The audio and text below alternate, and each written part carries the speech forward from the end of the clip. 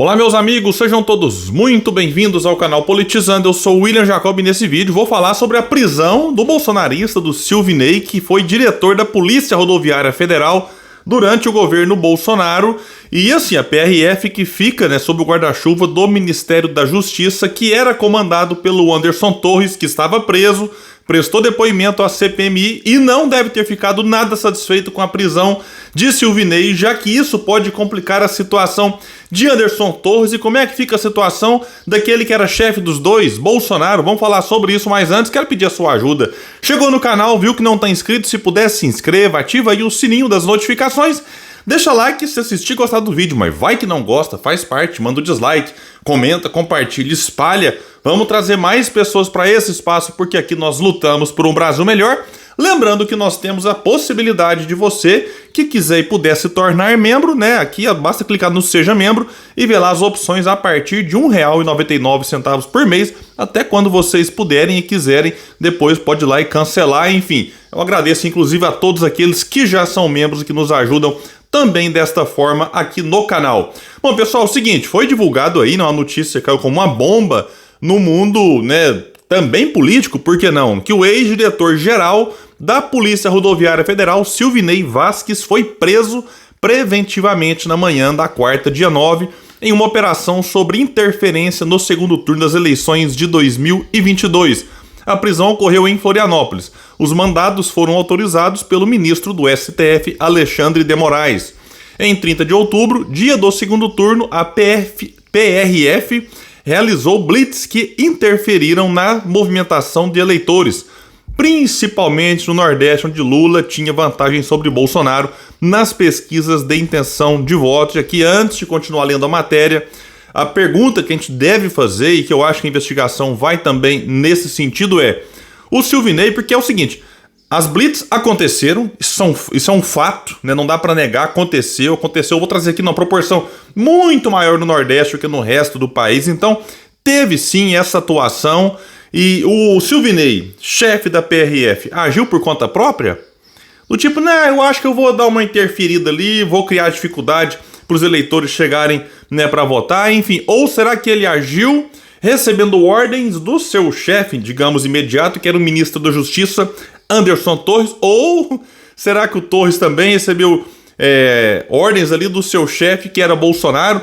Ou Bolsonaro ordenou direto direto ao Silvinei? Se foi Bolsonaro, acho que não fez isso ele diretamente. Deve ter sido através de algum ajudante de ordens, assessor, interlocutor, alguém próximo ali ao Torres e também ao Silvinei. Então as investigações, eu acredito que elas vão nesse sentido, de tentar descobrir, peraí, interferência teve, isso é um fato, isso aconteceu, não dá para negar. Quem que mandou? Ou eles agiram por conta própria, que eu acho bastante difícil. Voltando à matéria, que vai dizer que ao pedir à justiça a prisão de Vasquez, a PF, Polícia Federal, argumentou que existe a possibilidade de ele interferir nos depoimentos dos demais servidores, já que ainda exerce influência sobre alguns. Os mandados de busca e apreensão cumpridos hoje têm o objetivo de apurar se houve alguma interferência até agora. Vale lembrar que na véspera do segundo turno, o diretor-geral da PRF, então Silvinei Vasquez, declarou voto em Bolsonaro, que também chamou atenção por conta da posição em que ele ocupava ali. E sobre as blitz, vejam só a gravidade. As operações em rodovias no dia da votação haviam sido proibidas pelo STF na véspera do segundo turno. Então saiu a proibição do tipo, na véspera, não pode ter blitz no dia da votação. Mesmo assim, a PRF foi lá para as rodovias e iniciaram as blitz. Então, ou seja, teve já de imediato uma desobediência a uma ordem do STF, e a discrepância gigante. A PRF fiscalizou 2.000 ônibus na região Nordeste e 571 no Sudeste.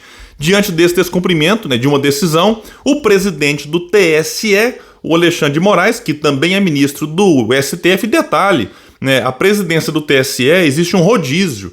Então, aconteceu dela cair na mão do Moraes, e que também está aí com esses inquéritos e acaba... ele de fato, o Moraes, eu já fiz algumas críticas aqui, eu acho que ele acerta bastante.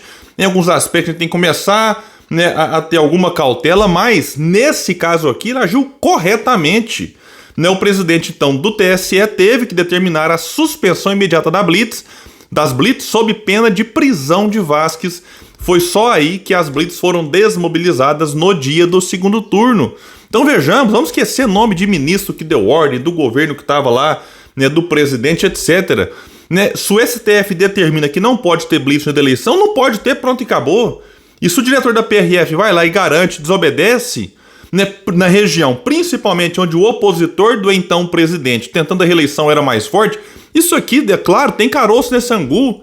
E aqui é um ponto importante onde o Moraes, certamente assessorado por diversas pessoas, trocando ideia, teve que ter muito sangue frio e tomou uma decisão muito correta de não adiar o fim da votação. Porque chegou a ser especulado na imprensa, eu lembro de acompanhar o noticiário, passando as blitz aqui e ali, que se você olha, William, mas 2.000 ônibus, tem quantas pessoas, né, isso aqui, será que impacta tanto? Numa eleição apertada, qualquer coisa pode fazer diferença, mas mais do que a quantidade de ônibus e de pessoas paradas ali nas blitz, né, você gerou um sentimento em alguns de que, poxa, peraí, né, estão criando dificuldade no Nordeste, então tem que adiar o fim da votação para que esse povo chegue, consiga votar e tal. Aí eu volto ao que eu vinha dizendo, o Alexandre de Moraes teve que ter cabeça fria, assessorado certamente, para quê? Para manter o fim da votação conforme previsto.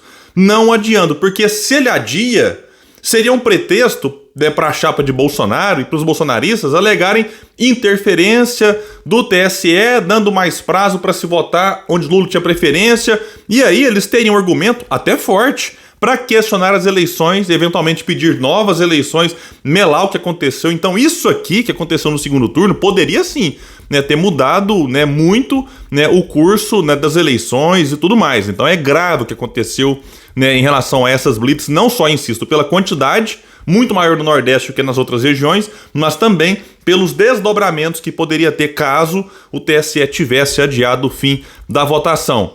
E sobre a operação aqui do dia 9, há ainda 10 mandados de busca, quando eu parei para gravar, e apreensão sendo cumpridos no Rio Grande do Sul, Distrito Federal, Santa Catarina e Rio Grande do Norte contra diretores da PRF na gestão Silvinei. Não há mandados de prisão contra eles, então preso foi só até agora o ex-diretor da PRF. Ainda como parte da operação, batizada de Constituição Cidadã, a Polícia Federal deve ouvir 47 membros da PRF. Segundo a Polícia Federal, os crimes investigados incluem prevaricação, violência política e também de impedir ou atrapalhar a votação, que é um crime previsto no Código Eleitoral. E aqui um detalhe importante, pessoal, que vai falar, o governo está perseguindo opositores. Aqui diz que o inquérito para apurar essas operações da PRF em rodovias foi aberto ainda em novembro de 2022. Lembrando que o Silvinei já havia sido convocado e já prestou depoimento na CPMI, que apura o que aconteceu no dia 8 de janeiro, e quando esteve lá, negou que tenha havido qualquer omissão ou irregularidade na atuação da PRF. Agora, né, diante disso tudo, o Gerson Camarote traz uma informação importante, inclusive depois dele ouvir alguns parlamentares que fazem parte da CPMI. Ele traz no seu blog que a prisão de Silvinei pode complicar ainda mais a situação do ex-ministro de Bolsonaro, Anderson Torres, que foi para a Bahia pouco antes do segundo turno. Segundo ele disse à CPMI, ele depois no dia 8, falou que foi para acompanhar as obras da Superintendência da Polícia Federal da Bahia, mas uma informação do jornalista César Tralli, da TV Globo, revelou que uma investigação da Diretoria de Inteligência da Polícia da PF em Brasília contradiz Torres.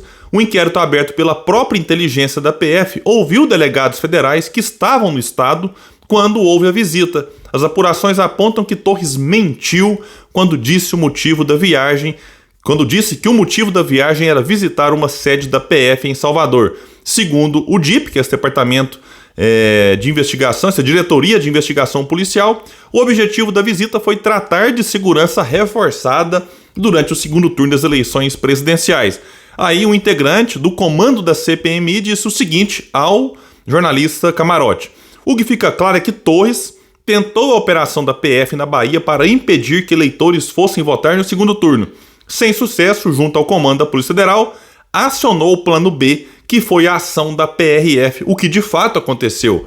Outro parlamentar disse ao Camarote: fica claro que o objetivo de Anderson Torres foi alcançado, pois a blitz foi realizada na Bahia, ou seja, a ação criminosa foi consumada pelas mãos de Silvinei, e diz o parlamentar que isso complica ainda mais a situação de Torres. Então, pessoal, esse é um ponto, né, que a gente tem que, né, prestar bastante atenção, porque muitos vão dizer que não, mas todo ano tem blitz, e de fato todo ano tem, mas nessa proporção, mesmo tendo uma ordem do STF no dia anterior para não ter a operação, né, para não ter a blitz, ainda vai lá sim, desobedece a ordem, faz.